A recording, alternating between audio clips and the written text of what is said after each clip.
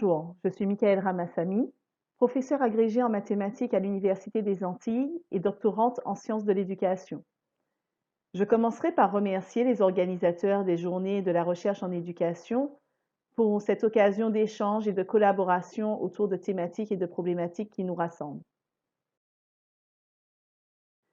Georges Polya disait que les mathématiques consistent à prouver une chose évidente à l'aide de moyens complexes. Cette citation m'a souvent fait penser aux réactions de mes étudiants au moment de prouver, parce qu'ils n'y voient pas d'intérêt et parce qu'ils y voient une tâche insurmontable. On peut se demander si leurs difficultés au moment de prouver ne sont pas simplement liées à cette impression. C'est une question qui mérite intérêt puisque, dans le champ mathématique, la preuve occupe une place fondamentale. La lecture de travaux fait état de nombreux débats quant à la synonymie de mots rencontrés autour du concept de preuve, tels que justification, démonstration, argumentation. Au-delà du vocabulaire, c'est leur fonction même dans l'activité mathématique ou dans l'enseignement des mathématiques qui est débattue. Les travaux de Pedemonte ou de Balachev tendent à attribuer à la preuve une fonction de validation de résultats visant à donner une valeur de vérité à une proposition acceptée à un moment précis par une communauté. La validation d'une preuve n'est donc pas liée à un formalisme particulier, contrairement à la démonstration, en tant que fruit d'une preuve acceptée et validée par la communauté mathématique si elle répond à un certain nombre de règles de logique et de raisonnement. La démonstration apparaît donc comme une preuve particulière dont le formalisme répond à des règles propres aux mathématiques. L'apprentissage donc de la démonstration implique d'enseigner ces différentes règles. L'étude de la construction d'une preuve nécessite d'interroger la place de l'argumentation en tant qu'étape cruciale dans la construction d'une preuve, tout comme dans la construction de conjectures. Preuves et conjectures sont liées à l'argumentation car considérées par Lakatos comme produits de la logique rationnelle. En interrogeant la construction de la preuve et la place de l'argumentation, nous ne pouvons passer à côté des travaux de Duval qui tendent à établir une certaine distance entre démonstration et argumentation révélée par une analyse structurelle et fonctionnelle de la preuve. Nous ne pouvons pas nier non plus les travaux de Pedemonte qui, sur la base d'arguments dialectiques et cognitifs, tendent à trouver une certaine continuité entre argumentation et démonstration. Pedemonte s'appuie sur les travaux de Toulmin qui décrivent une certaine structure ternaire dans l'argumentation. Structure ternaire qui est également retrouvée dans les travaux de Duval quant à la description de pas de déduction dans la démonstration qui permettent de partir de plusieurs propositions pour arriver à une proposition appelée proposition inférée à l'aide justement de règles d'inférence. Cette unité entre argumentation et démonstration peut être considérée comme un obstacle épistémologique dans l'apprentissage de la preuve sans être suffisant pour décrire et expliquer les difficultés des étudiants et des élèves au moment de construire une preuve. Appuyant sur ces différentes études, dont celle de Balachev, nous ferons le choix de donner aux mots argumentation, preuve et démonstration les significations suivantes. L'argumentation sera un discours permettant de saisir la valeur de vérité d'une proposition. La preuve, une explication acceptée à un moment donné par une communauté, et la démonstration, une preuve acceptée par la communauté mathématique en raison de son formalisme. Attardons-nous sur l'apprentissage de la preuve qui, selon Anna, amène à une meilleure compréhension des mathématiques. Dans ses travaux, cet auteur, en s'appuyant sur les travaux de William Thurston, donne une valeur de conviction importante à une preuve qui amène à une meilleure compréhension des mathématiques. C'est peut-être une des raisons pour laquelle une attention particulière lui est portée dans l'enseignement secondaire français. Un des points communs à l'ensemble des travaux étudiés est la nécessité de progressivité dans l'apprentissage.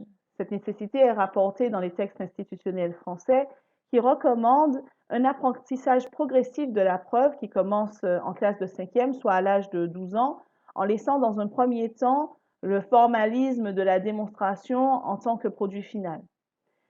Ces textes rejoignent un peu les positions des travaux étudiés précédemment qui différencient la démonstration en tant que produit final, qui se distingue par son formalisme, de la preuve qui vise à établir une proposition. Dans le contexte de l'enseignement secondaire antillais, l'apprentissage de la preuve est soumis aux réglementations et aux recommandations, en tout cas nationales, de progressivité qui considèrent l'argumentation et les différents types de raisonnement comme des points d'appui à l'apprentissage de la preuve. Tant l'analyse des programmes de classe préparatoire aux grandes écoles ou des maquettes de licence à l'Université des Antilles nous montre que dans l'enseignement postsecondaire, la preuve est présente de façon transversale dans les enseignements, mais ne fait pas l'objet d'un enseignement spécifique. Ces recommandations de progressivité et ces observations postsecondaires nous amènent quelques questions. L'enseignement de ce processus de preuve est-il acquis à l'issue du cursus secondaire?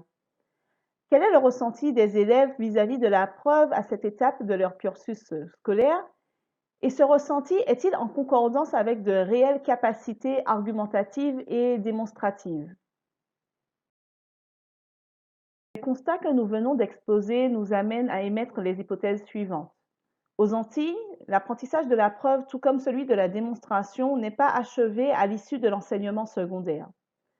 Les élèves, à l'issue de l'enseignement secondaire, pensent être en mesure de prouver, mais ne se sentent pas en mesure de construire une démonstration. De plus, il y a un écart significatif entre le ressenti des élèves vis-à-vis de la preuve et certaines capacités argumentatives et démonstratives dont ils font preuve. Pour vérifier cette hypothèse, nous avons entamé une étude longitudinale. Dans la première phase de cette étude, nous avons interrogé un public d'étudiants dans des filières postsecondaires où l'enseignement des mathématiques occupe une place hebdomadaire importante. En première année de classe préparatoire MPSI et PCSI et en première année de licence mathématiques. Nous leur avons soumis un questionnaire une semaine après la rentrée universitaire dans le but de recueillir leurs perceptions en début de cursus et de confronter ces perceptions vis-à-vis de la preuve avec des capacités effectives analysées à partir de démonstrations produites par d'autres étudiants. 65 étudiants ont accepté de répondre à ce questionnaire, 30 en première année de licence mathématiques et 35 en première année de classe préparatoire aux grandes écoles, MPSI ou PCSI. Cette population était constituée de 43% d'hommes et de 57% de femmes, ayant majoritairement suivi une terminale S. 54% d'entre eux s'estiment comme étant de niveau mathématique moyen. Nous avons pu, à l'aide d'un test de Kide de Pearson, révéler une forte corrélation entre le niveau de mathématiques perçu par ces étudiants et leur niveau mathématique révélé par leurs notes au baccalauréat ou leurs notes en terminale S. L'étude de la catégorie socio-professionnelle de leurs parents nous a montré que pour ce critère, cette population était hétérogène. Une analyse des résultats par axe nous a révélé que sur l'axe de l'argumentation, la moitié des étudiants interrogés éprouvent des difficultés à trouver des arguments. À l'aide du test de Kide de Pearson, nous n'avons pas trouvé de corrélation entre les capacités déclarées et les capacités d'analyse de démonstration sur la population globale. Cependant, sur la sous-population des étudiants de classe préparatoire, nous avons trouvé une corrélation entre ces capacités déclarées et ces capacités d'analyse. Sur l'axe du raisonnement, nous avons observé que 35% des étudiants interrogés pensent connaître les 4 types de raisonnement fréquemment utilisés. 34% d'entre eux disent se décourager face à une difficulté de raisonnement. Nous n'avons pas observé de corrélation entre les capacités déclarées et les capacités analysées sur la population globale. Cependant, sur la sous-population d'étudiants qui se disent de niveau mathématique moyen, nous avons trouvé une corrélation. Axe de la rédaction, 57% des étudiants interrogés estiment avoir des difficultés dans la rédaction d'une démonstration, mais nous n'avons pas trouvé de corrélation entre les capacités déclarées et les capacités d'analyse de démonstration sur la population globale. L'étude de perception des étudiants ainsi que cette absence de corrélation nous suggère qu'en Martinique, l'apprentissage de la preuve n'est pas achevé à l'issue de l'enseignement secondaire. Seule une minorité d'entre eux sont en mesure d'argumenter, de produire et de suivre une démonstration sans difficulté. Et si les étudiants se sentent capables, dans une certaine mesure, de prouver un résultat, ils éprouvent bien plus de difficultés à rédiger une démonstration. L'absence de corrélation marque un écart entre les capacités perçues et les capacités analysées tant de façon argumentative que démonstrative.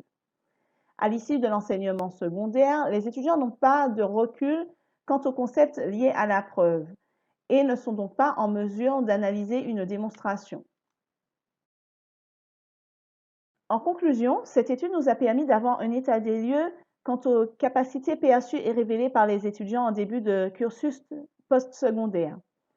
L'objectif de cette étude longitudinale est d'observer l'évolution de ces capacités au fil du cursus et de l'étendre à d'autres cursus scientifiques. Nous allons dupliquer cette étude en Guadeloupe et nous sommes prêts à la partager avec d'autres zones géographiques. Il peut être intéressant également d'étudier l'impact de l'apprentissage de diverses notions ainsi que l'impact de facteurs socio-culturels sur cet apprentissage. Nous espérons que notre travail puisse contribuer à éclairer sur les difficultés perçues par les étudiants vis-à-vis de la preuve en début de cursus postsecondaire et nous espérons pouvoir amener des éléments permettant de mesurer l'évolution de cet apprentissage. Ainsi, même si l'intérêt de la preuve commence à se dessiner, en tout cas chez les étudiants en début de cursus postsecondaire, il n'en reste pas moins un étranger complexe qui, nous l'espérons, deviendra un peu plus familier au fil du cursus. Je vous remercie de votre attention.